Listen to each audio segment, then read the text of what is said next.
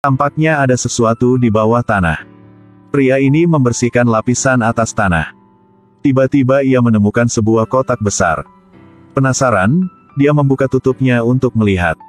Tepat setelah itu, dia pikir dia pusing. Dia membukanya lagi. Di dalam sebenarnya ada tubuh dengan banyak uang kertas. Untuk memeriksa apakah uang itu adalah uang sungguhan, dia mengambil setumpuk uang. Kemudian kembali ke ruang pemeriksaan keaslian. Tanpa diduga, ini semua adalah uang sungguhan. Dia membeku di tempat. Rumah yang baru dibeli ini juga diberi uang. Lalu, dia pergi ke halaman belakang lagi. Gali semua uang itu. Dia menumpuk uang di tumpukan. Untuk memasuki rumah, dia menghitung sedikit. Tempat ini harus setidaknya 15 kilogram. Setelah dia tiba, dia memasukkan sisa uangnya ke dalam rumah. Simpan hanya beberapa tagihan secara pribadi. Tetapi di malam hari, dia dibangunkan oleh suara-suara aneh di lantai bawah. Dia khawatir uang itu akan dicuri. Dia segera mencari di sekitar lantai, memegang tongkat baseball. Untung saja tidak ada orang lain di rumah itu. Untuk ketenangan pikiran, pergi tidur. Dia pergi ke gudang untuk mengkonfirmasi lagi. 15 kilogram uang kertas masih ada. Sekarang dia sudah kembali ke kamarnya. Tapi baru tutup. Pria tua yang terbaring di bawah tanah itu muncul di luar jendela. Dia langsung merasa panik. Dia mengambil tongkat baseball dan pergi keluar. Dia pikir seseorang sedang mencoba mengolok-oloknya. Namun, ketika dia menggali peti mati di tanah lagi, pria itu masih terbaring di dalam. Dia bingung.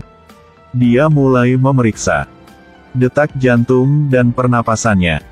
Setelah memastikan bahwa dia memang mati, dia hanya merasa lebih aman. Keesokan harinya ketika dia bangun, dia melihat tubuhnya tertutup lumpur. Dan dia tidak ingat bagaimana dia sampai di rumah tadi malam. Setelah itu, dia buru-buru mandi dan siap berangkat kerja. Karena tadi malam menyebabkan dia kehilangan tidur malam yang nyenyak. Setelah bekerja, dia menemukan ember untuk bercerita. Tapi masih belum bisa kasih alasannya.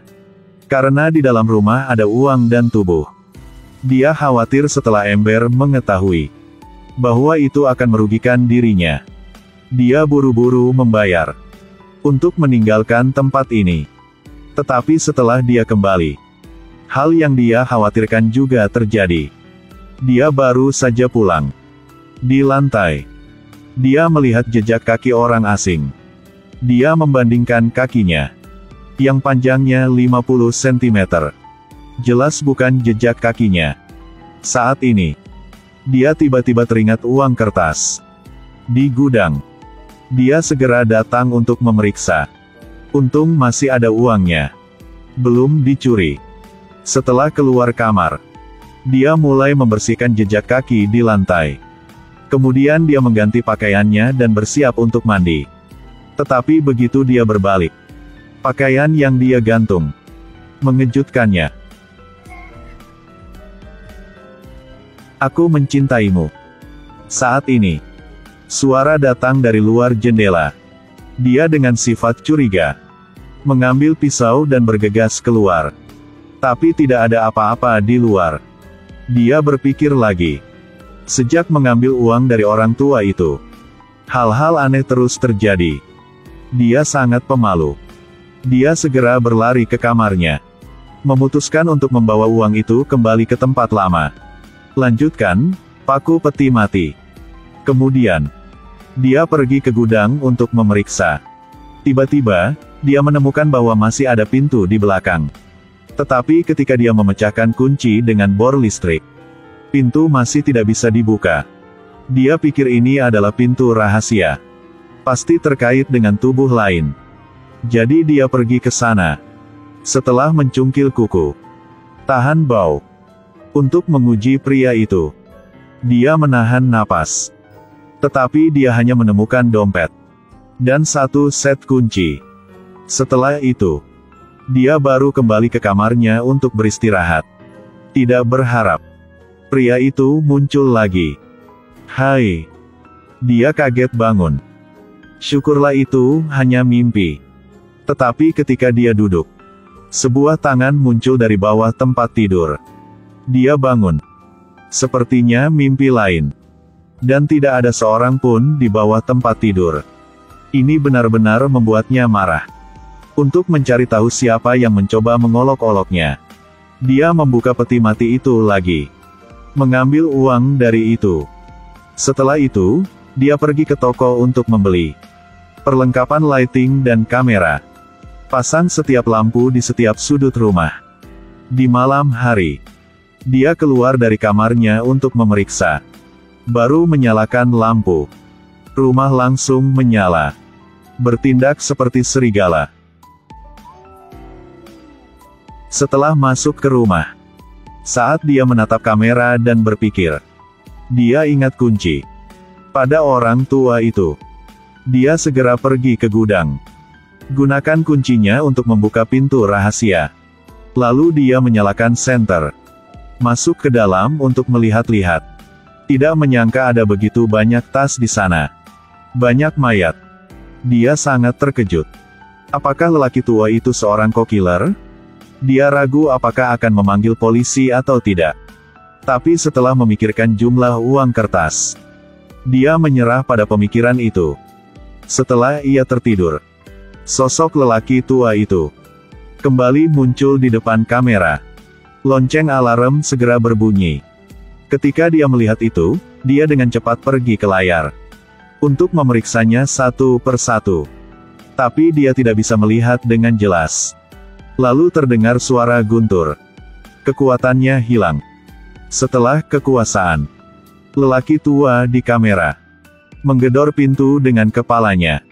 Setelah lelaki tua itu menyadari dia sedang menatapnya, dia segera memasang wajah imut untuk menggodanya. Dia marah, memegang tongkat baseball. Segera kejar. Tapi ketika dia sampai di pintu, dia ditusuk di kaki oleh sesuatu. Dia pergi ke peti mati. Halo tubuh orang tua. Dia pikir dia masih hidup. Dan mencoba mengolok-oloknya. Seperti itu. Dia mengutuk sepanjang malam. Ketika dia bangun, dia menemukan dirinya dan lelaki tua itu tidur bersama. Sudah waktunya baginya untuk pergi bekerja. Dia belum sempat mandi. Dia kembali ke kamarnya. Setelah berganti pakaian, dia bergegas ke mobil. Tapi begitu dia pergi, dia mendapat kejutan. Dia bersiap-siap untuk pergi bekerja. Ia hanya menoleh dan melihat mayat di taman hidup kembali. Tapi dia tidak takut. Tapi hanya marah. Karena lelaki tua ini membuatnya 3 hari tanpa makan atau tidur. Orang tua itu melihatnya mengejarnya. Lelaki tua itu segera berbalik dan berlari menuju mobil dan terus berbaring. Setelah sampai di sana, dia melampiaskan amarahnya pada lelaki tua itu. Kenapa dia masih tidak bisa tidur? Di usia ini, dia masih tidur nyenyak. Tidak ada hubungannya. Kata-kata orang tuanya ini takut untuk bergerak. Setelah mengutuk, dia masih tidak marah. Dia menyalakan gergaji listrik terhadap orang tua itu. Tepat setelah itu, dia datang ke perusahaan dengan wajah berdarah. Direktur melihatnya seperti itu, langsung memecatnya. Dia tidak panik. Sebelum dia pergi, dia mengejek sutradara. Dia pikir dia memiliki 15 kg uang kertas. Memukulinya sampai mati tidak berhasil untuknya. Begitu saja. Dia melepas pakaiannya dan segera kembali ke rumah. Tapi ketika sampai di rumah, dia melihat manajer real estate pergi ke halaman belakangnya. Dia tidak punya waktu untuk menjelaskan. Dia menatap mayat itu dan mengeluarkan teleponnya untuk memanggil polisi. Tidak ada jalan lain. Dia harus menggunakan palu untuk membunuh orang tua itu. Lalu sembunyikan tubuh lelaki tua itu dan orang tadi di ruang rahasia. Setiap malam, dia hanya berbaring. Tanpa diduga, tiba-tiba alarm berbunyi. Dia pergi ke depan layar untuk melihatnya. Tampaknya orang tua itu hampir pingsan.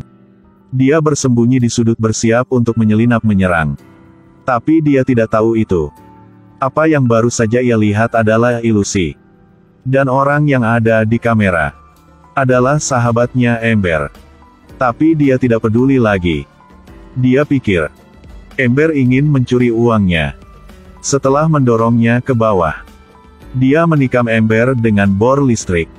Dan begitu saja, ruang rahasia itu memiliki tubuh lain.